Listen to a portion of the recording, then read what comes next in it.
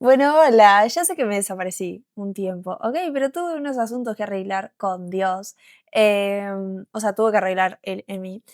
Pero bueno, buenos días, buenas tardes, buenas noches, donde sea que me mires, porque yo imagino que esto llega a todos lados, ¿ok? Porque talento escasea, pero Dios sobreabunda. Así que veremos. Tenemos que seguir con la serie de el sufrimiento. O sea, básicamente, ¿para qué nos sirve el sufrimiento? Y nosotros, tengo las notas acá, perdón. Ya sé que en el video anterior como que, no sé si lo subí ya. Bueno, hay un video que hice muy desorganizado porque Dios me dijo, basta con las estructuras, Paula Cotelo, basta. Y tuve que hacer caso, no me quedé de otra. Y tuve que rendir las estructuras. Pero bueno, en fin, que en el video que hablamos de sufrimiento de la saga, dijimos que el sufrimiento crea una mayor dependencia de nosotros, de Dios, y a confiar en Él, o sea, a creer desde la confianza y no desde el intercambio, no desde que nos dé cosas, y que esto comprueba, que es lo que vamos a hablar hoy, de que el sufrimiento crea a Cristo en nosotros. Ujú, ujú. Todo lo que queremos en este mundo, bueno, viene de la mano del sufrimiento. Em, el que quiere celeste que le cueste, dicen acá en Uruguay, así que es más o menos la misma lógica y lo vamos a desarrollar. Bueno, nosotros tenemos en Romanos 5:35, nos resume un poco este análisis, dice que también nos alegramos al enfrentar pruebas y dificultades porque sabemos que nos ayudan a desarrollar resistencia y la resistencia desarrolla firmeza de carácter y el carácter fortalece nuestra esperanza segura de salvación. Y esa esperanza no acabará en desilusión, pues sabemos con cuánta ternura nos ama Dios porque nos ha dado al Espíritu Santo para llenar nuestros corazones con su amor. Hermoso, pero eh, antes de decir que Dios nos ama mucho, dice que vamos a enfrentar pruebas y dificultades. Entonces, ¿cómo correlacionamos el que alguien nos ame y nos deje pasar por pruebas y dificultades? Y ese es un problema muy actual, es un problema cultural, creo yo, en el que no sabemos concebir bondad con sufrimiento. Como que, o bondad y severidad lo tenemos completamente separado, como que no puede haber severidad en Dios porque eso lo hace automáticamente malo y no perfecto. Entonces anulamos esa característica de Dios y empezamos a creer en un Dios disecado, en un Dios que solo tiene amor que sobreabunda y misericordia, pero no es un Dios justo, porque no castiga el mal. Entonces, es un re problema creer en que el caminar con Cristo jamás va a involucrar sufrimiento. Porque el sufrimiento es la herramienta que Dios usa para crear a Cristo en nosotros y es la herramienta que, que usó nuestro Señor. O sea, nuestro Señor era Señor de dolores. Recordemos eso. O sea, Jesús. Jesús.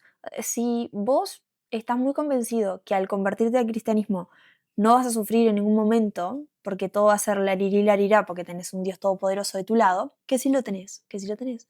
Te invito a que mires a tu maestro. O sea, literalmente el que te enseña a vivir en esta tierra, lo mataron crucificado. Pensá, pensalo, ¿ok? Bueno, pero vamos a seguir con esto. Nosotros tenemos a Pablo diciendo todo esto, que nos alegremos en las pruebas. ¿Ok? Romanos, la última carta es que escribió. Este hombre cayó preso muchísimas veces por predicar el Evangelio, lo estuvieron por matar muchísimas veces, como a todos los apóstoles. em, y él está escribiendo, alégrense en las pruebas. Y no es que está hablando de tópicos espirituales, porque fácil es escuchar. A veces vemos estos pastores, no voy a hablar de nadie en particular, obviamente, em, que uno lo ve, que capaz que sí, lo más probable es que Dios para levantarlos les hizo pasar pruebas, pero vos ves que tuvieron una vida marcada por el privilegio, son como nepo babies cristianos y te hablan de sufrimiento y como que no te llega, porque vos decís tipo, mira, tu testimonio, tu opinión, como no pasaste por eso, no te tomo en cuenta en lo que estás diciendo. Básicamente es la misma lógica, es como, no sé, a una mujer que perdió un hijo le va a importar más lo que le diga otra mujer que haya perdido un hijo que lo que le pueda llegar a decir yo, pero por una cuestión de lógica, de entender el sufrimiento del otro y saber, bueno, el otro pasó por lo mismo, entonces me lo está hablando con me sale potestad, pero no es, como con autoridad, ¿ok? Y entonces tenemos a Pablo. El hombre sufrió y nos está diciendo esto. Entonces, escuchémoslo. Escuchémoslo, sí. Perdón. Entonces, el Pablo sigue diciendo en medio de sus cartas que nos gloriemos en la tribulación, porque la tribulación produce paciencia y la paciencia prueba y la prueba produce al final una esperanza. Y no se tratan de molestias menores. Hablamos en el otro video que generalmente la prueba y el sufrimiento lo que menos genera es alegría. ¿Ok? Pregúntale a un señor que haya perdido toda su riqueza y vos le vas a decir, alégrate, porque la prueba produce esperanza. La prueba produce irritación, desesperanza, o sea, rabia, enojo contra Dios. Es lo más probable que pueda llegar a producir. Pero acá está el cambio, que todo ese tipo de males cambia cuando, dice Spurgeon, ¿qué alineación tan maravillosa ocurre cuando el corazón es renovado por el Espíritu Santo? El versículo que leímos dice, pues sabemos con cuánta ternura nos ama Dios, porque nos ha dado el Espíritu Santo para llenar nuestro corazón con su amor. El Espíritu Santo es el que hace que nosotros veamos esa prueba como un motivo de alegrarnos de que estamos, que Dios está creando el carácter de Cristo en nosotros, ese carácter humilde, ese carácter paciente. En el cristianismo, la tribulación se termina convirtiendo en el modo en el que Dios obra en nosotros. Y podríamos desear, claramente, tener un mejor carácter de la noche a la mañana, pero no es como Dios se mueve, no es como vemos a Dios trabajar a lo largo de toda la Biblia. Entonces no podemos esperar que Él actúe así con nosotros y no podemos, esto es muy importante, que cuando pasamos tribulación decimos, ay, Dios no está con nosotros porque no se soluciona, porque estás esperando que Dios sea un Dios que trabaje en vos de la noche a la mañana y que ya seas perfecto y que ya esté todo bien. Pero si vos te hubieses esforzado en conocer a Dios, a Cristo, y cómo Él se mueve, te darías cuenta que Él está en medio tuyo y Él está más cerca contigo en ese desierto, en ese valle de muerte. Porque es lo que dice la Biblia. O sea, hay más versículos hablando sobre cosas tristes, sobre pruebas, sobre tribulaciones, sobre juicios, que lo hay de consuelo. Porque Dios nos prepara, Él quiere hijos preparados, él quiere guerreros, quiere soldados del reino que sepan lo que va a venir, pero viendo todo eso, digan, pero mi Dios es bueno. No quiere hijos que finjan que la vida es todo color de rosa. Y eso en especial en las hijas. Yo sentía mucho esa presión cuando me convertí al cristianismo de vivir en una hiper alegría constante. O sea, pensaba que el gozo del espíritu era ignorar la realidad del mundo. Tipo, no voy a ver el informativo porque me pongo triste y yo tengo que estar feliz porque no puede estar triste un corazón que alaba a Cristo. Em, Dios nunca te llamó a que ignores el mundo a tu alrededor, te llamó a que lo mires, a que digas, el mundo está mal, el mundo está roto, el mundo está caído, porque Él también lo dice en la Biblia, o sea, Él ya te avisa, y que vos, a pesar de eso, digas, pero Dios, pero mi Dios es bueno, pero mi Dios es santo. Esa es la base de la sabiduría. O sea, la base de la sabiduría cristiana es ver el mundo como es, no fingir, no fingir alegría o que todo está bien o que todo está espectacular. O sea, sí hay, no sé si lo puedo decir en YouTube. Bueno, imagínense todos los males que hay en el mundo, o sea, prendan el informativo un rato eh, y, y se van a dar cuenta que el mundo es tétrico porque el que reina el mundo es el diablo. Él no, o sea, bíblicamente, el diablo no reina el infierno, reina la tierra, o sea, es el rey de este mundo. Entonces, si él es el rey, toda la gente que tenga poder va a estar bajo su dominio, por así decirlo. O sea, toda la gente que mueva el mundo, las masas y demás. Entonces, hay que ser consciente de eso y nuestra alegría está puesta en quién es Dios. O sea, que Dios es más grande, que Dios es bueno, que Dios es santo, que Dios es justo y que va a juzgar todo eso. No en las circunstancias, no fingiendo que el mundo está bien. Entonces, me re fui de tema porque no tiene nada que ver con los apuntes, pero el sufrimiento no es que automáticamente nos haga bueno, sino que hay una esperanza que se va construyendo en medio de él. Si ven el versículo, dice eso. Y que esa vergüenza y esa esperanza no avergüenza. Porque el amor de Dios ha sido derramado dentro de nuestros corazones. En medio de la prueba si tenemos al Espíritu Santo, si estamos conectados al Espíritu Santo, podemos ver cómo Dios nos purifica en medio de esa prueba.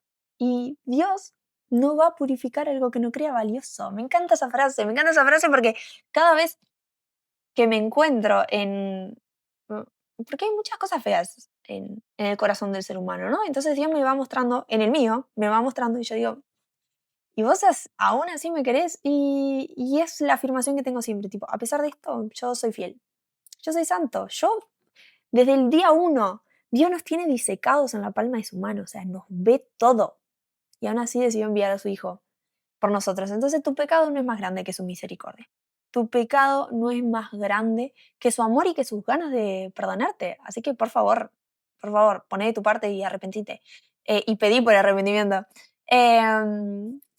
Y entonces esa esperanza no nace, esa esperanza en que Cristo nos restaura, no nace de entender el dolor, sino ni de ver resultados inmediatos, sino de entender que Dios tiene un propósito de amor en cada tribulación, porque su voluntad es buena, agradable y perfecta, y porque Él tiene pensamientos de bien hacia nosotros. Entonces es una cuestión de, bueno, ahora se dice mindset, de hacer como el cambio de mentalidad, de ver lo que me está pasando, bueno, es porque Dios tiene un propósito de amor en esto. Porque yo no puedo acceder a la tierra prometida si no paso por el desierto. Yo no puedo llegar a esto que Dios quiere para mí si yo no trabajo esto y esto en mi corazón. O sea, si el Espíritu Santo no trabaja eso en mi corazón, ¿ok? Acá no hay nada de humanismo tipo extremo. em, Porque genuinamente, no sé ustedes, pero yo sola como que no sé hacer mucho.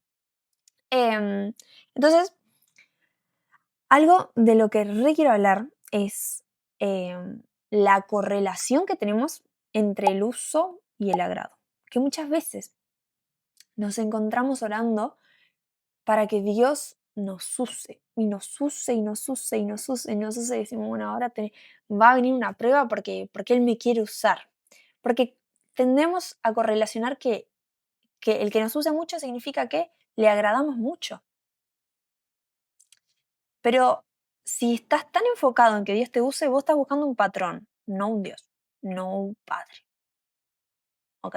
Entonces, no tiene que ser el foco de la oración, tipo, Dios, úsame, úsame. O sea, el hacer cosas para Dios, hacer cosas para Dios puedes hacer muchas, puedes hacer un montón. Sin conocer a Dios, puedes hacer un montón.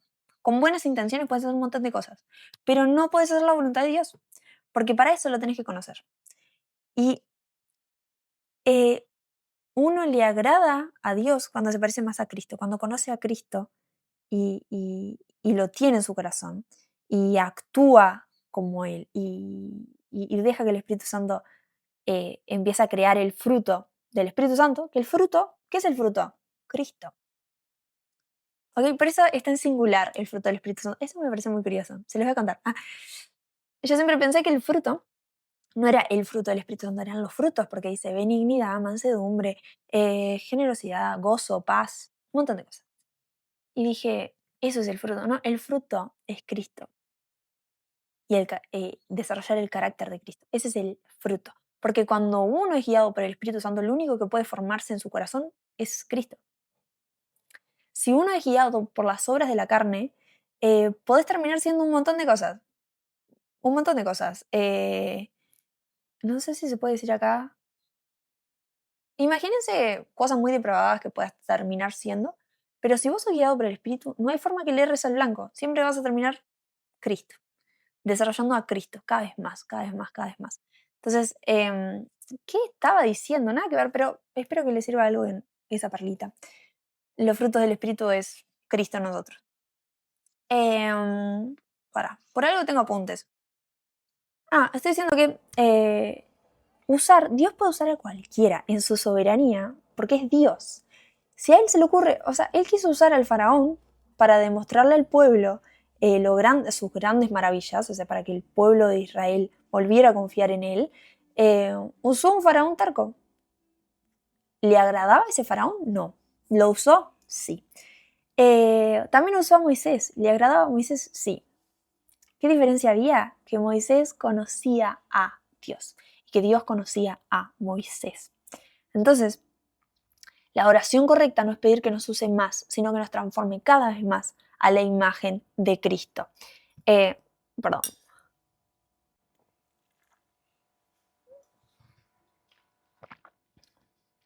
Y puse, interesante, debemos entender que para servir a Dios con el corazón correcto, ser conocidos y amigos de Jesús debemos amar como Él amó. Em, por eso, ¿cómo llegamos a amar como Él amó? Pasando lo que Él pasó.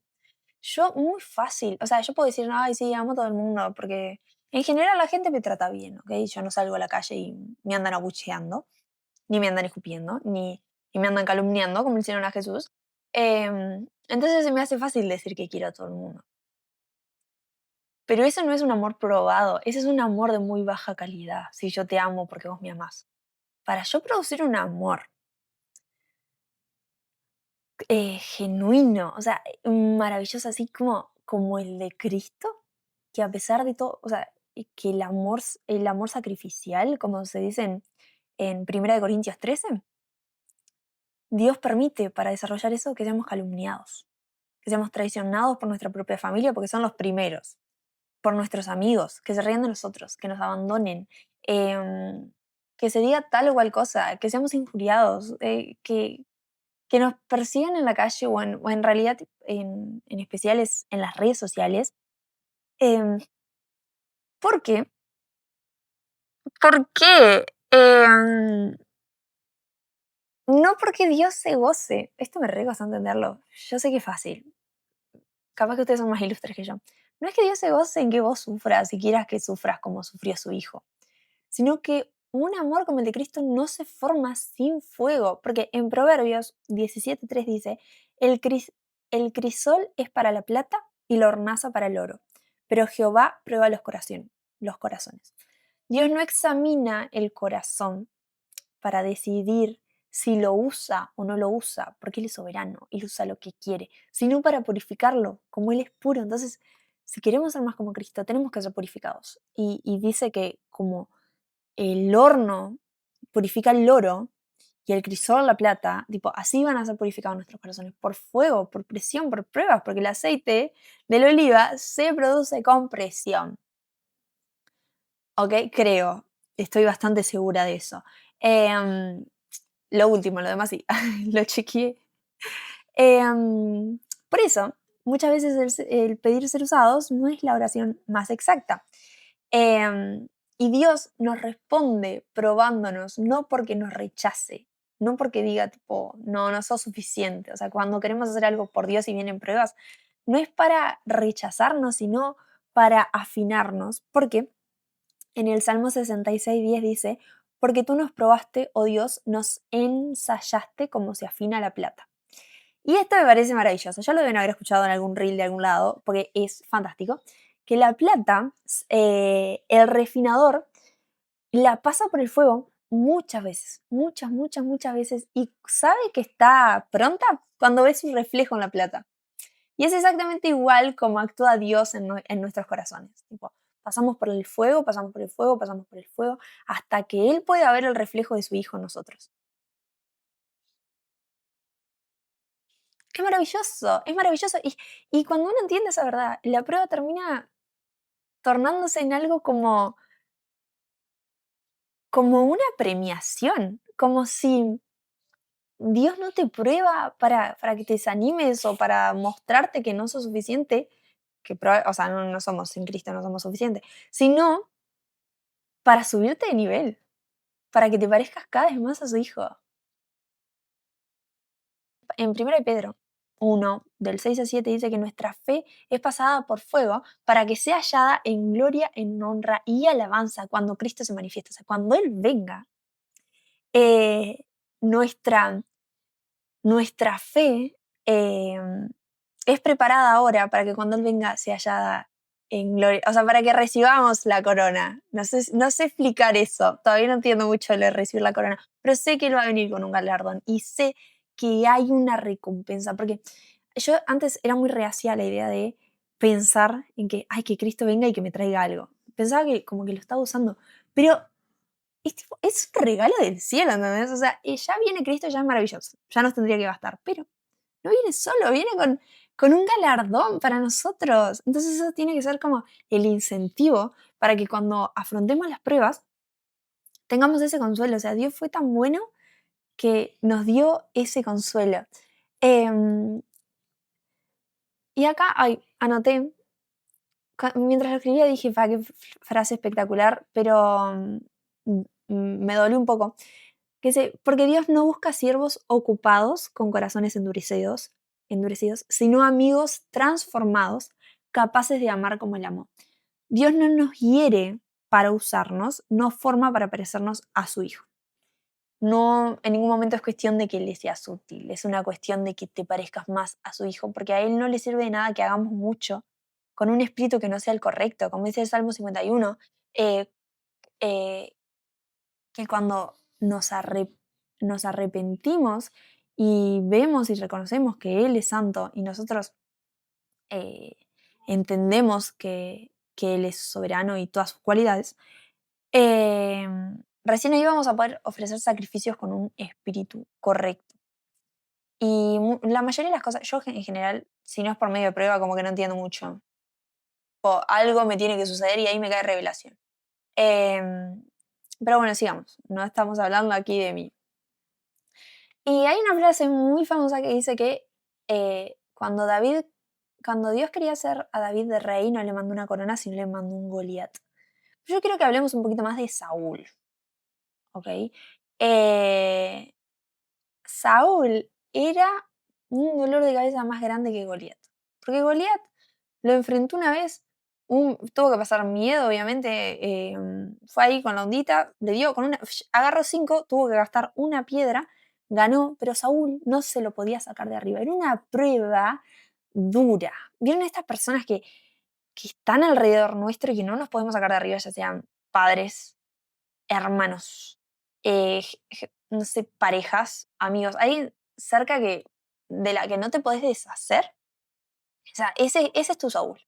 Porque Dios quiere crear un corazón como el de Cristo en vos. Un corazón que ame a pesar de, que sea tan valiente y tan fuerte para seguir amando y seguir siendo, eh, produciendo gentileza y amor a pesar de lo que sea que le esté pasando. Yo no podría tener una semejanza a Cristo en ningún aspecto, si me hubiese quedado en la comodidad, si Dios no hubiese permitido que me pasaran cosas. ¿Por qué no me hubiese esforzado? Porque ¿para qué me voy a forzar en perdonar a alguien si no es familiar mío, si no está cerca mío, si igual tipo lo ignoro y ya está? No, me lo ponía acá. Dios me lo ponía acá y me lo ponía acá y me lo ponía acá. Y, y es maravilloso porque amar como Cristo ama nace de un dolor que no responde con venganza, que cuando toda tu carne quiere demostrar que vos no debes ser tratado así, que vos no mereces eso, Dios te dice, mía es la venganza. Quédense quietos y reconozcan que yo soy Dios. Y yo ahí estuve. ¿Hasta cuándo? ¿Sabían que la oración ¿hasta cuándo es la más hecha en toda la Biblia? Y creo que debe ser la más hecha por nosotros. Porque estamos constantemente tipo, ¿hasta cuándo? ¿Hasta cuándo? ¿Hasta cuándo? Bueno, hasta que tu corazón cambie. Porque si Dios no cambió las circunstancias, porque quiere que cambie tu corazón. Yo sé lo que duele eso, ¿ok? No lo estoy diciendo tipo al aire, porque me costó años. Yo sé que hay gente que lo aprende más rápido. No, no. Em, ¿Qué más? ¿Qué más tenía para decir? Ah, las cicatrices. Sigamos hablando de las cicatrices. Vamos a hablar del hecho de que Jesús, siendo todopoderoso, siendo genial, asombroso, que resucitó de los muertos, o sea, fue al infierno, ordenó las cosas, volvió, se dejó las cicatrices en las manos. ¿Qué pensamos? ¿Que no se la podía sacar? No, o sea, se dejó las cicatrices en las manos porque eso era lo que lo conectaba a las demás personas. La vulnerabilidad de nosotros, las heridas que Dios dejó que pasáramos, es lo que nos conecta a las demás personas. Hay personas en mi vida que yo atesoro mucho, que tienen un lugar muy grande en mi corazón, que yo no tengo nada en común con ellos, excepto la misma experiencia traumática, o sea, el mismo dolor, la misma situación en diferentes momentos de nuestras vidas que nos conecta, porque no compartimos círculo social, no compartimos nada, pero ese dolor nos conecta. Y, y es asombroso porque es lo que Cristo hace en la cruz, porque nadie va a poder ir a Cristo y decirle no, porque vos no sabes lo que a mí me duele. Porque Él sí lo supo. Él fue tentado en todo. Él fue muerto. O sea, véanse la pasión de Cristo, por favor. Es una barbaridad lo que pasó. Nuestro Rey y Salvador. Em, y esas marcas que tenemos en nuestros corazones, que Dios permitió que tuviéramos, esas heridas, es las que muestran que pertenecemos a Cristo. Dios nos está marcando con las cicatrices de su hija, de su hijo. Entonces, dejemos de ver nuestro pasado como una carga, como algo bárbaro que nos retrasa de correr la carrera de la fe.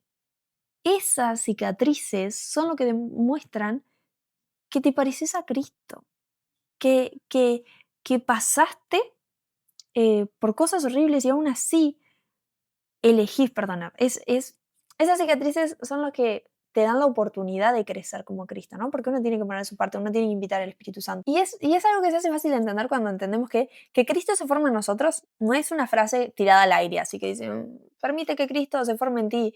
Que Cristo se forme en nosotros. Significa que tenemos que morir a nosotros. Que tenemos que crucificarnos como Él fue crucificado en la cruz. ¿Ok? Significa cargar una cruz, significa seguirlo. Yo no sé en qué momento confundimos eso con comodidad, con un estilo de vida. O sea, consumo mucho Instagram, ¿ok? Confieso pecado.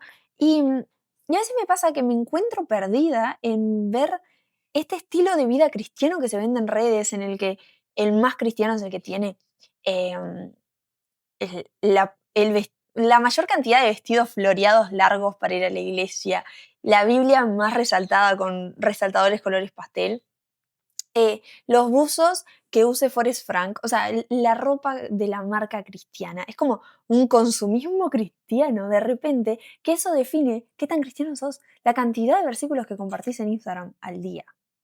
Estéticos, ¿no? Porque si compartís cualquier cosa sos nomás un señor.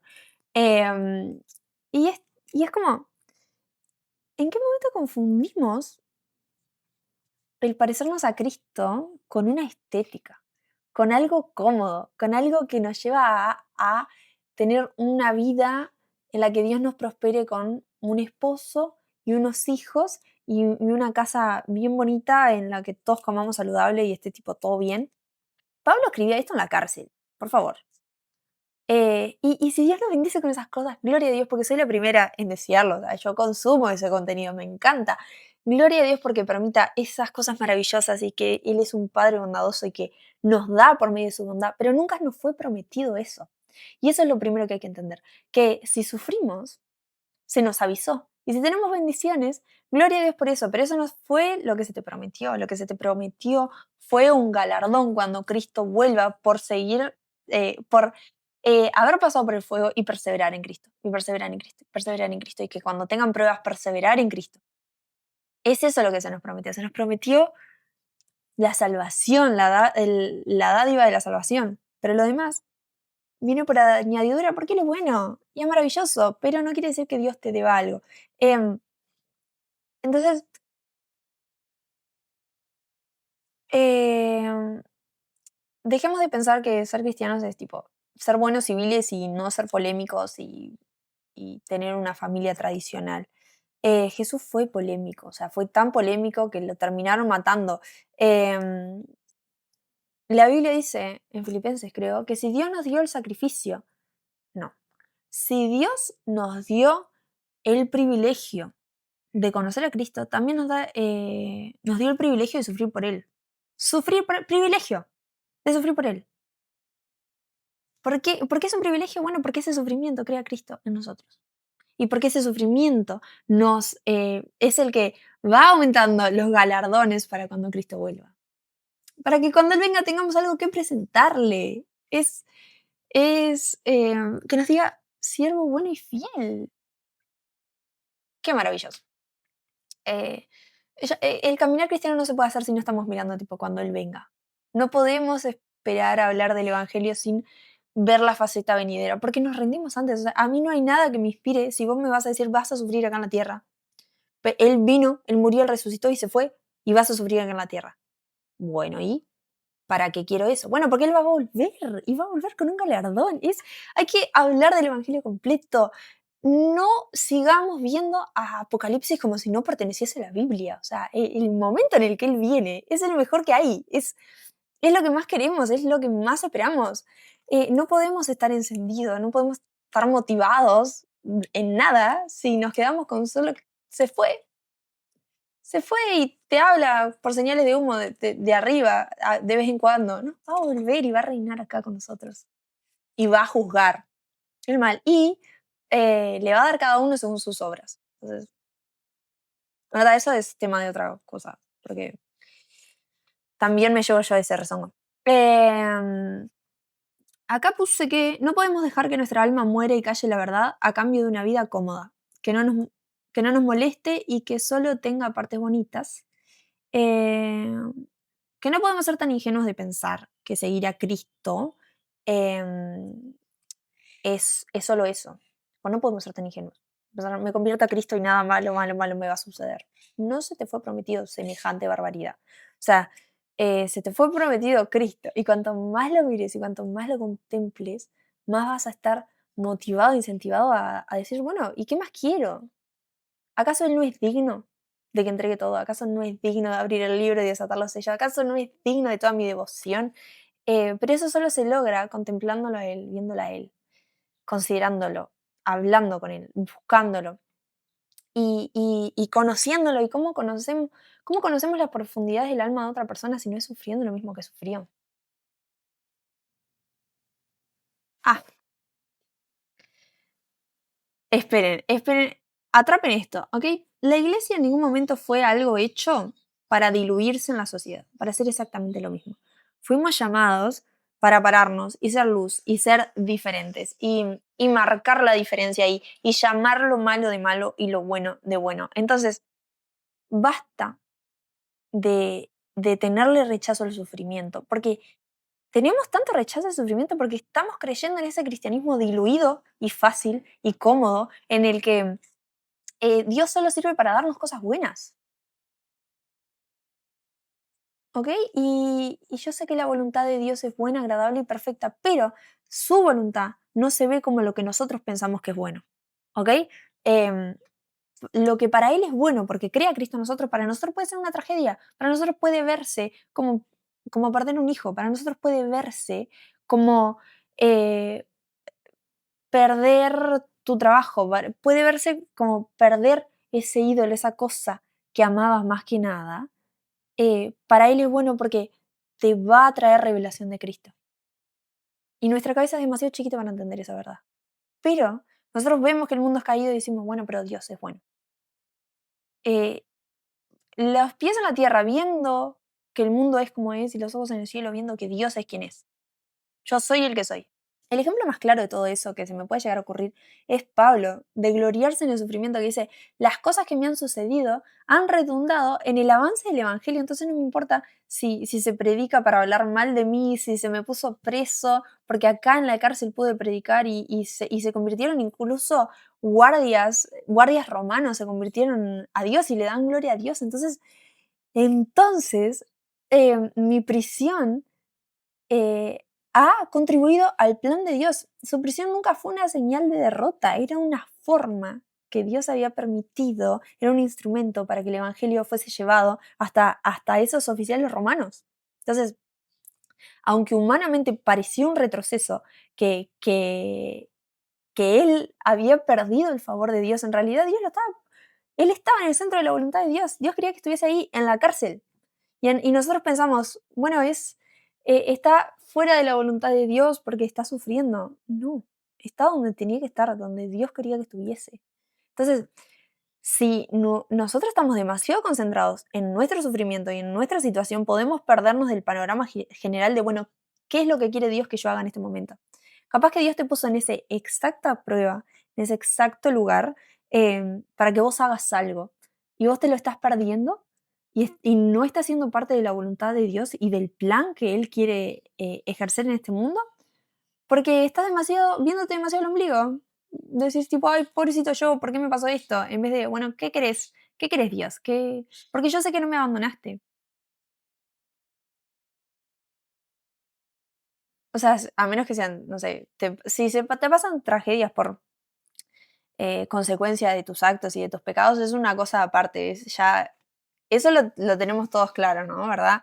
Eh, entonces, Dios no echó a perder en ningún momento el tiempo de Pablo, pero Pablo pudo haber echado a perder su participación en el plan de Dios si hubiese estado todo el tiempo viendo sus cadenas, viendo su prisión, viendo su angustia o su desgracia. En Filipenses 1:20 dice, tengo la plena seguridad y la esperanza de que jamás seré avergonzado. Jamás seré avergonzado, el tipo estaba preso en Filipenses, sino que seguiré actuando con valor por Cristo, como lo he hecho en el pasado, y confío en que mi vida dará honor a Cristo, sea que yo viva o que yo muera. Entonces, ¿por qué le aseguraba que no iba a ser avergonzado si estaba preso? Si no sabía si iba a estar vivo o si iba a estar muerto. Bueno, porque sí lo vería, porque cuando Cristo volviera, eh, él iba a ver que todo lo que había gastado su vida, todo lo que se había esforzado, el que había dado todo por basura, había valido la pena.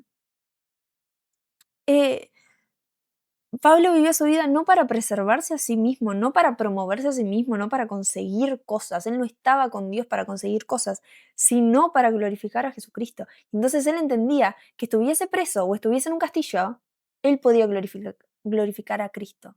Porque la cuestión no era su nivel de cristiandad, de amistad con Dios, no dependía de que también le esté yendo en la vida. Dependía de cuánta gloria él le podía traer a Cristo con su vida. Eh, y me llama mucho la atención que dice, y confío en que mi vida dará honor a Cristo, sea que yo viva o muera. Él está dispuesto si Dios decía, bueno, en este exacto momento te morís para darme gloria, él decía, bueno, lo hacemos. Lo hacemos porque mi fin último es darte gloria. No es preservarme a mí, no es vivir yo. Em, que nuestra vida o que nuestra muerte sea para glorificar a Cristo es asombroso, no para complacernos a nosotros mismos. Y esto solo se logra apelando al Espíritu Santo y volvemos al inicio que decía, nos alegramos en las pruebas porque Dios nos dio el Espíritu Santo, porque Dios ha puesto el Espíritu Santo en nosotros que nos ayuda a ver todas estas cosas. El sufrimiento nos hace recordar la experiencia venidera, que fue el motor de la iglesia primitiva y vemos que en, en Filipenses 1, 27 dice, sobre todo deben vivir como ciudadanos del cielo, comportándose de un modo digno de la buena noticia acerca de Cristo. Entonces, sea que vuelva a verlos o solamente tenga noticias de ustedes, sabré que están firmes y unidos en un mismo espíritu y propósito, luchando juntos por la fe, es decir, la buena noticia. En resumidas cuentas, pase lo que pase, duela lo que duela, venga la prueba que venga, compórtense como ciudadanos del cielo. Es, muestren, o sea, muestren en todo momento que le pertenecen a Cristo de todo corazón, estén donde estén, y que entiendan que las tribulaciones es una parte intrínseca del caminar con Cristo. O sea, no te lo vas a sacar, no hay forma que vos crezcas en la comodidad. No hay forma, no hay forma, no hay forma. O sea, nosotros vemos a predicadores exitosos que sabemos que tienen a Cristo en ellos, pero ellos tuvieron que pasar pruebas, tuvieron que pasar por desiertos. O sea, no se mide el éxito en cuestiones económicas, en cuestiones de cuánta gente te sigue, sino en cuánta gloria trae tu vida a Cristo. Cuando, imagínense en el juicio final, ¿no? Yo no tengo nada que ver con Medio Oriente, pero por allá debe haber una persona tan encendida del fuego del Espíritu Santo, que le trajo tanta gloria a Dios en su vida y nadie conoce su nombre, que va a tener un galardón tan, tan, tan, tan grande y, que capaz que tu predicador favorito, que va a tener su galardón porque es un hombre de Dios y bendecimos su vida, no va a ser de esa magnitud porque el éxito no es cuánta gente te conoció o sabe tu nombre o se acuerda de tu nombre, sino cuánto intercediste, cuánto oraste, cuánto te conoce Dios y cuánta gloria le trajiste al nombre de Cristo Jesús. ¡ah! Es asombroso. Bueno, al final todo esto nos lleva a una misma conclusión, ya tendría que estar terminando. El problema no es tanto el sufrimiento que atravesamos, sino dónde está puesta nuestra mirada mientras sufrimos. Cuando el centro de nuestra fe somos nosotros, es nuestro dolor, nuestra pérdida, nuestras preguntas, el sufrimiento se vuelve insoportable. Pero cuando la mirada se corre de nosotros y se posa en Cristo, algo cambia. Y esto es asombroso, porque si yo me concentro en las capacidades que yo tengo, caigo en la desesperanza, porque no tengo ninguna capacidad. Pero cuando miro a Cristo y en que Él va a volver y en todas sus promesas y creo en todas sus promesas, da ese motor y esa esperanza y llega a ese punto en el momento en el que estás sufriendo que decís, bueno, ¿y qué importa esto? ¿Qué importa esto si Cristo va a volver y yo me voy a olvidar de esto y no va a haber más llanto ni más dolor? Tipo, seguí, mi hija. Y y algo muy importante, igual, es que Pablo en ningún momento minimizó su prisión. No era que estaba diciendo, no, esto no es nada, tipo, mándenme más calabozos. No, o sea, él reconocía, em, pero tampoco lo convirtió a su prisión en el centro de su historia. Tipo, no era, ay, mírenme cómo yo estoy sufriendo, mírenme cómo yo soy tan buen cristiano y lo doy todo. Sus cadenas nunca fueron el foco de sus cartas, sino siempre fue Cristo y el avance del reino y la gloria para Cristo y la esperanza futura de que Él iba a ver su venida. Por eso podría decir, por eso podría decir que todo lo que le había sucedido había redundado para bien, no porque le resultara agradable, sino porque su vida ya no giraba alrededor de su propio bienestar, sino alrededor de la voluntad de Cristo. O sea, si si la situación de estar en la cárcel, si toda su vida fuese sobre preservarse a él, en ningún punto hubiese dicho todo redundó para bien. Estoy preso, todo está bien, es lo que tiene que ser. No, pero como el centro de todo era la voluntad de Dios, ahí era tipo, bueno, sí, está bien que esté preso, porque acá se predica el Evangelio. Acá donde nadie llegamos hasta lo último de la tierra. Capaz que lo último de la tierra no quiere decir en un lugar multitudinario, en un país alejado de África. Capaz que era en una cárcel. Y, Dios, es asombroso. Cuando la mirada se centra en Cristo, el sufrimiento no desaparece, pero pierde su poder de definirnos. Ya no estamos tan concentrados en por qué me pasa esto, sino en cómo podemos glorificar a Cristo aún aquí, aún en este dolor. El dolor deja de ser el protagonista, sino que es el escenario donde Dios obra, donde Dios sigue obrando, donde podemos conocer una nueva faceta de Dios, porque uno no puede ver su... em, Dios obra mucho como en contraste, donde vos ves todo mal, Él dice, ahí voy a sacar lo mejor. Pero lo vemos en la historia de Cristo Jesús, o sea, ¿qué tragedia más grande pudo haber pasado que crucificaran al Hijo de Dios? No hay peor tragedia en la historia del mundo, del universo. El Hijo de Dios, el que nos iba a salvar, murió, asesinado, de una forma terrible. ¿Y Dios qué hizo? Hizo la cosa más maravillosa. Lo resucitó y trajo salvación a todos nosotros. De lo peor, sacó lo mejor que había. Y lo mismo puede hacer en tu vida, porque así es como obra Él. Nosotros tenemos que conocerlo a Él para entender cómo Él obra. Porque si estamos esperando que Dios solo esté cuando nos va bien, no lo habremos conocido y nos vamos a desilusionar y cuando vengan las pruebas vamos a decir, no, Dios no está con nosotros, cuando en realidad es cuando más está, cuando más te llama a estar con Él. Entonces, creo que lo más grande que tiene la mirada en Cristo, o sea, mirar a Cristo, nos libera de la prisión de mirarnos a nosotros mismos, nos quita la obsesión con nuestro sufrimiento personal y nos permite ver algo más grande. O sea, el estar obsesionado con vos y tus dudas y, ay, pero ¿cómo Dios me va a usar a mí si yo soy esto, yo soy lo otro? Bueno, cuando la zarza estaba encendida, Dios no dijo, tipo, yo te voy a quitar la tartamudez. No, le dijo a Moisés, dijo, yo soy, anda porque yo soy. Se diga menos, no se diga más. ¿Cómo se dice? No se diga más. Entonces, Pablo pudo ver el panorama más grande en esa prisión, pudo ver un reino que avanzaba, podía ver que la obra no se detenía y pudo identificar que él no había salido de la voluntad de Dios. Cuando dejamos de mirarnos a nosotros mismos y fijamos los ojos en Cristo, cambia la forma de sufrir. Y cuando cambia la forma de sufrir, empieza a formarse en nosotros algo mucho más profundo. Un amor que se parece al de Cristo. Y acá, bien youtuber puse, de eso vamos a hablar en el próximo video. Bueno, espero que les haya gustado. Creo que me fui muy por la rama. Yo siempre tengo todo anotado y termino diciendo más o menos como lo que me va surgiendo en el medio. Pero dejemos la obsesión con nosotros mismos. Nosotros tenemos que ver que Dios es más grande que nosotros, que, que, que nuestras incapacidades, que las cosas que nos faltan, que las cosas que vemos, que las manchas que vemos en nuestras manos, que los pecados que tenemos Él es más grande. Y Él nos limpia, y Él nos purifica, y Él está deseoso de ayudarte. O sea, Joel 2, Él está deseoso de desistir y no de castigar. Él te ama tanto, te quiere tan cerca de Él, quiere que entiendas tanto el amor que te tiene. Entonces, ese sufrimiento, aparte de crear el carácter de Cristo, los frutos del Espíritu en nosotros, em, ¿qué va a crear? Va a crear un amor como el suyo. Y de eso es como lo que quiero desglosar mucho más.